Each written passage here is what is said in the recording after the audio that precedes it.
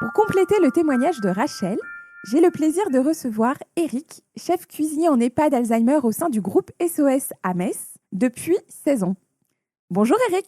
Bonjour Nathalie. En première question Eric, est-ce que vous pourriez nous dire s'il vous plaît, comment vous faites avec vos convives au sein de la résidence pour que manger soit un plaisir et qu'ils gardent l'appétit ? Pour que nos résidents gardent le plaisir de manger, on s'organise donc au sein de l'EHPAD en confectionnant des plats qui plaisent. On a des retours de l'équipe soignante, des retours des familles, des retours des résidents aussi. On les adapte au niveau des textures et on fait attention aux assaisonnements. Il y a une perte de goût en fait qui peut être due à l'âge et qu'il faut compenser en fait à la confection et la production. En prenant l'exemple du papa de Rachel, je pense qu'il aime bien cuisiner les plats italiens et il pourrait cibler en fait des plats que lui aime cuisiner déjà, que madame aime bien manger. Ça leur fait plaisir à tous les deux. Éventuellement, la faire participer, ça peut aussi donner l'envie de manger.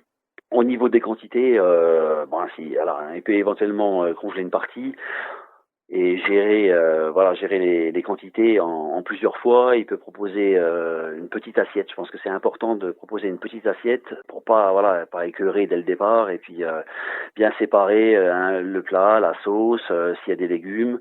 Voilà, c'est des petites astuces comme ça qui sont bénéfiques à la prise du repas en fait. Et comment faites-vous justement pour adapter l'assiette aux besoins et aux envies de chacun de vos résidents ?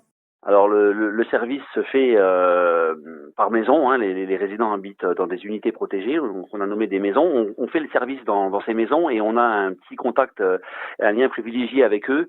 Les assiettes sont adaptées en fait aux particularités de chacun, tant au niveau des quantités, en soignant la présentation, ça c'est important en fait pour qu'ils gardent aussi l'envie de manger, la présentation. Voilà, on cuisine des menus goûteux, des menus qui plaisent, qui sont faciles à assimiler pour nos résidents. Et comment vous y prenez-vous, Eric, pour définir les menus au sein de votre établissement ? Alors les menus dans l'établissement sont axés sur les saisons en fait, alors, ça c'est important.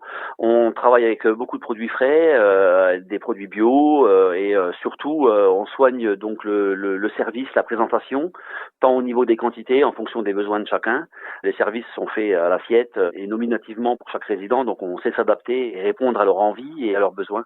Auriez-vous, Eric, des conseils pratiques et des astuces à nous transmettre pour celles et ceux qui nous écoutent et aussi pour Rachel qui accompagne son papa et sa maman afin de remettre justement le plaisir au centre de l'assiette au quotidien ? On peut cibler et déjà mettre les chances de son côté, cibler les plats de référence familiaux qui ont été appréciés et les représenter en plus petite quantité sur l'assiette pour favoriser le démarrage de l'alimentation en autonomie et peut-être aider aussi en faisant participer son conjoint ou les résidents, nous à l'EHPAD, à la confection du menu. Ça peut aider aussi à déclencher l'envie de manger à midi.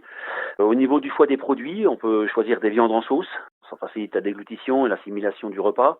Et bien peut-être séparer les éléments sur l'assiette, pas tout mélanger pour qu'on ait une vision plus claire du plat qui est proposé. Et peut-être pas forcément commencer par une viande, on peut peut-être commencer par un légume, mais si en les coupant en petits morceaux, en donnant envie aux gens, en les rendant brillants, en les assaisonnant correctement. L'assaisonnement est important aussi par rapport à la perte de goût avec l'âge. Tout ça, c'est des petits plus qui peuvent vraiment faciliter l'assimilation et la prise du repas.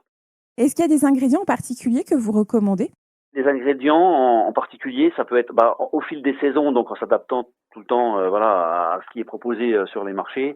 Les légumes en crudité sont bien appréciés, les cuidités sont importantes aussi. C'est vrai qu'on ne pense pas toujours à en faire, mais ou on les fait parfois inconsciemment, mais en relevant l'assaisonnement ou en faisant des assimilations, en ajoutant des protéines, une salade de tomates, on peut très bien rajouter un œuf ou des petits cubes de jambon sur un plat, comme je disais, les plats en sauce, les légumes en gratin, ça c'est des plats qui sentent bon, c'est des plats qui donnent envie de manger, en séparant bien tous les éléments et en proposant des petites quantités. Je pense qu'on met toutes les chances de notre côté. Il me reste à vous remercier, Eric, pour le beau témoignage que vous venez de nous transmettre et puis pour les conseils et astuces très utiles que nous venons de recevoir de votre part. Merci à vous, c'était un plaisir. Je vous souhaite une très belle journée et à très bientôt, Eric. Merci. Merci, au revoir Nathalie. Au revoir, Eric.